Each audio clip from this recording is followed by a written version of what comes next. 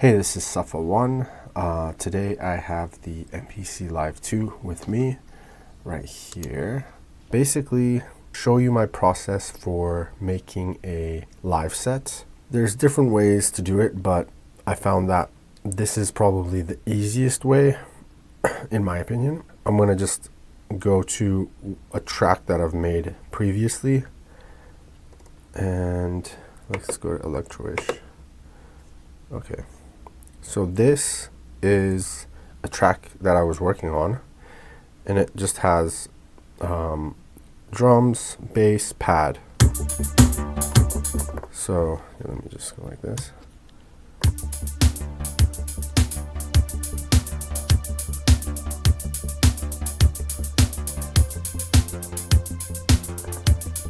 And you can hear that it's like a electro-y kind of sound. 104 BPM.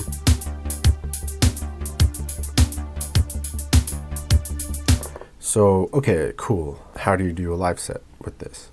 Well, the first thing that I would do is save the all tracks. Export MIDI as audio. I would include the track volume pan settings because makes sense. Export. Let's go here. Electro-ish. Call this bragging. Save. Let's see what happens. I forgot to export or explode the drums, but okay, no worries. Basically what I'm going to do now is load the loops into a drum program here, and let's make sure this is at 104 BPM. So I should have wrote that down on the actual loops, but let's see here. So bragging, bass, drum, pad. Okay, cool. Let's go like this first. Drums, let's put the drums here.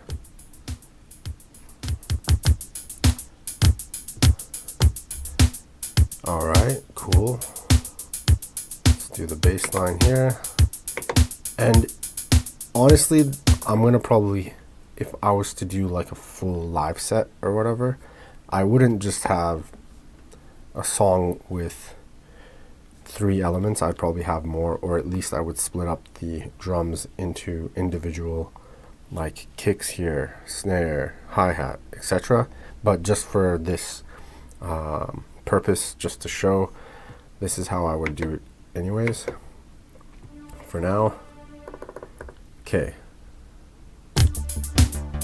so I can't play perfectly at the same time, but what I can do, since it's at 104 BPM and I'm pretty sure it's an 8-bar loop, so let's go ahead and record that in. And actually that sounded pretty good. So now you can hear that they're playing at the same time, but there's one drum program. If I click mix again, you can see that they're individually mapped there. Again,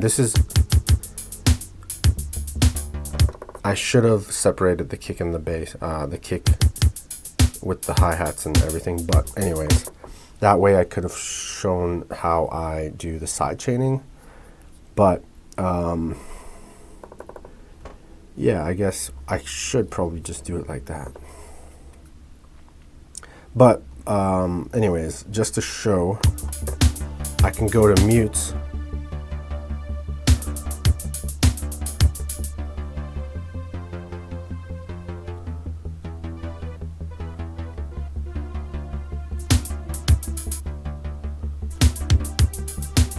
So, okay, you can see that I can play these live. Now, what's the point of having it like this? Well, I'll show you why. Now, if I go to another sequence and then load up a different, not an audio track, sorry. Let's make this a drum program instead. And now, if I go to, I have some stuff here. So I'll go to one of these tracks. These are my older tracks from when I was producing under Truly Yours. And there's a lot more stems separated. So, okay, kicks. I'll put the kicks here, hats. Or actually, let me find the clap. Clap. Let's put these cymbals here. Let's put these hats here.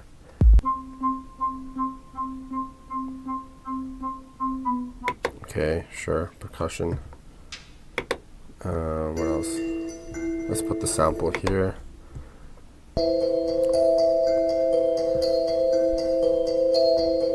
There's 2 samples, so I'll put both individually, separately. There's even another one. And synth. Let me see, what am I missing? Bass line. I'll put the bass line here. And looks like that's it. Okay, that's fine. This is an empty one, but whatever, that's not a problem. So if I go to mix, or actually better yet, let's go like this. I'm pretty sure it's at 120 BPM. I think, hopefully.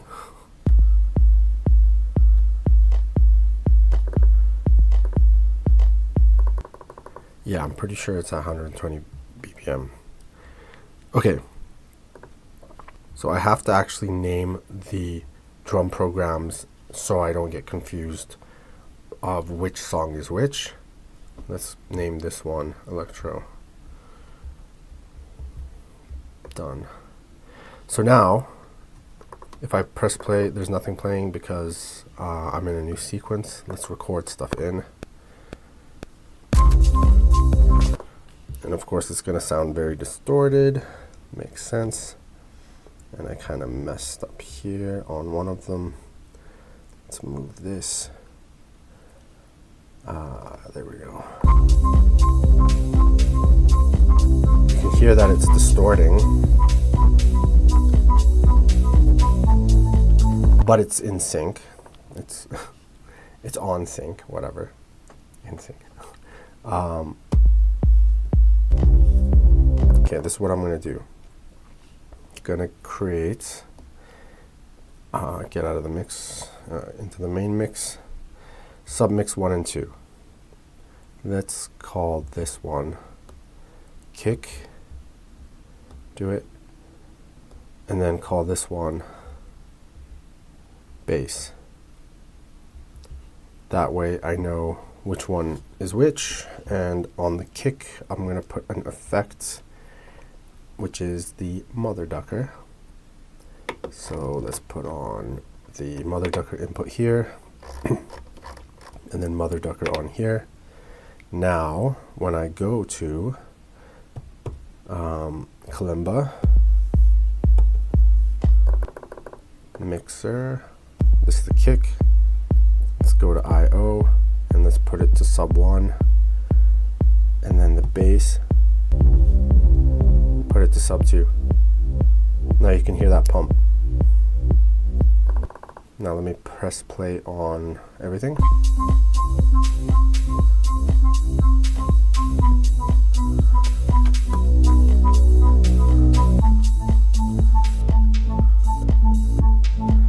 So the only problem with playing live like this is when you're muting and unmuting, you won't hear the tail of the audio.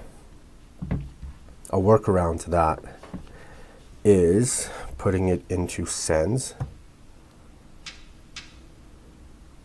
So these were like reverb and delay. So let's see what happens. You can hear the tail off a little bit more.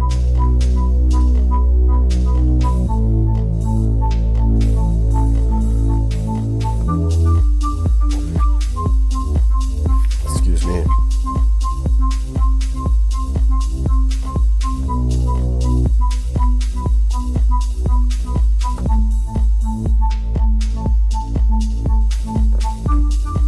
The cool thing about this, I can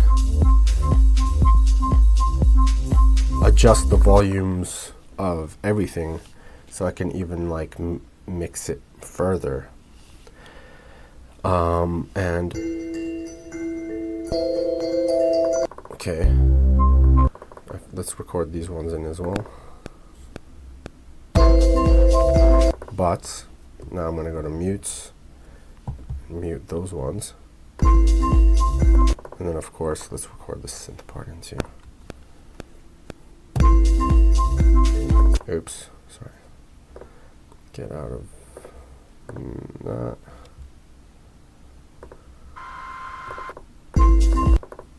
Let's record that in.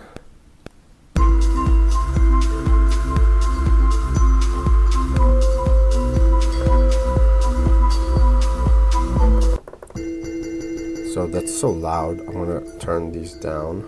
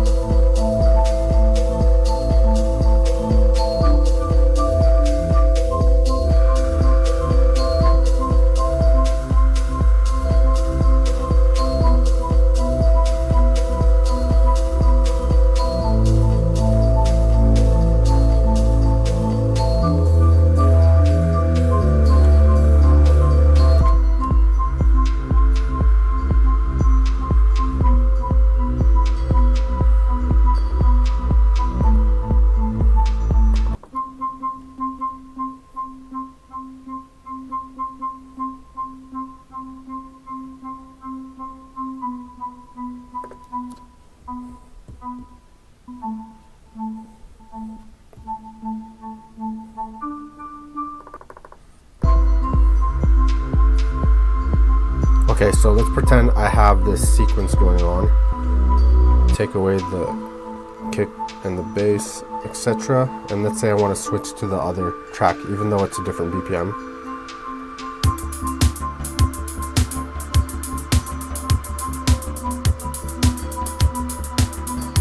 So what happened there was the loops that I have are actually longer than 8 bars. But now it's finished.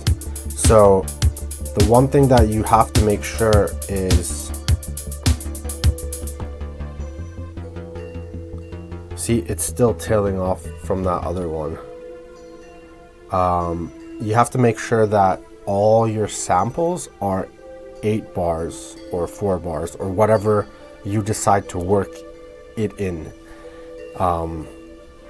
Because as soon as you switch, you can also make the sequences long as per what the actual, what am I trying to say here? Let me stop this. So let's say if I go to kalimba track, I can make it more than 8 bars. Let's say it's 16 bars. Now, I don't know if it's going to work. Let's go. Oh, right. Okay. Let's leave this one at 8 bars. Go to kalimba, the sequence actually. Make this 16 bars. Now let's see.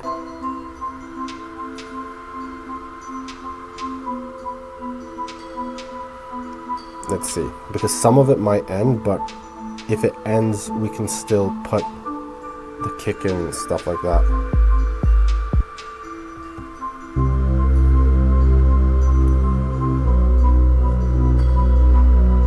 Yeah.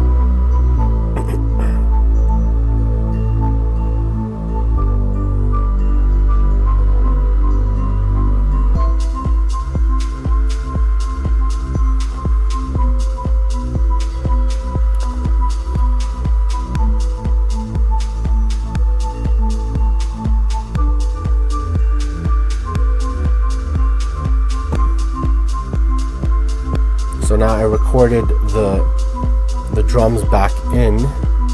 That way it doesn't end at the 8 bars, it loops back for the next 16.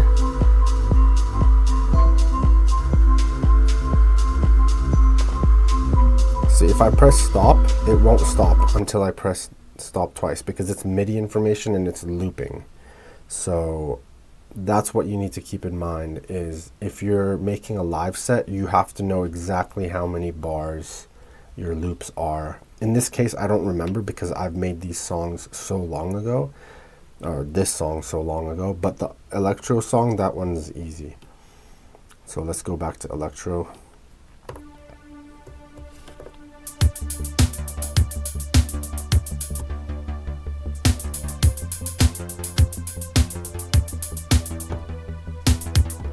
So let's say, okay, this is 8 bars for sure.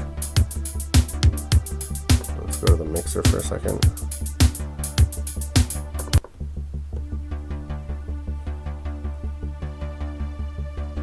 Okay, cool.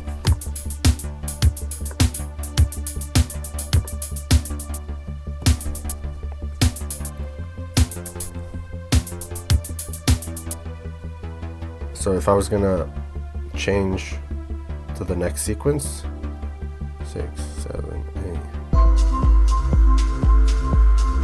8, it directly goes into it. And if it was, let's say, the same BPM, you wouldn't hear that much of a abrupt difference. But of course, in this case, I'm going from 104 BPM to 120 BPM.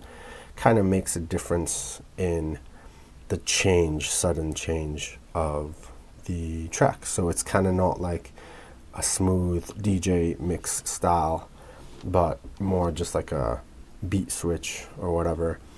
Yeah, so these are cool ways to do live sets, and you can have more like up to, I guess, 128 drum programs. That's a lot of songs. So let's say if you had if you wanted to actually do like a full hour-long set, I think 10 songs should be enough, depending on the genre. But like, if I was to do, let's say, like house techno kind of, tech house kind of, deep house set or whatever, I'd probably keep it at like 10 to 12 songs. That way I have enough stuff to like keep playing for over an hour or an hour. And yeah, this one, I just wanted to make this a quick like showing of how to. You can also put effects on the main output in the mixer, let's say. So let's go to the mixer and output 1 and 2. Let's go with let's just put like a filter, for example, air filter. Yeah, high pass. No drive. Now I would Q-link this. Anyways, I'm gonna leave it at that. I know that there's a way to do the Q-links. That's kind of how you would build a live set around loops of your stems. So you have to make sure that they're stems, and that way you can use your mutes. And yeah, and then just keep adding new, of course, export all your stems out, add new drum programs to each, to the project that you're in, make a different sequence, and then rinse and repeat. Keep doing that until you have around like 10 tracks or more or less, whatever you want. And that's how you make a little live set. Thank you for tuning in, and catch you in the next one.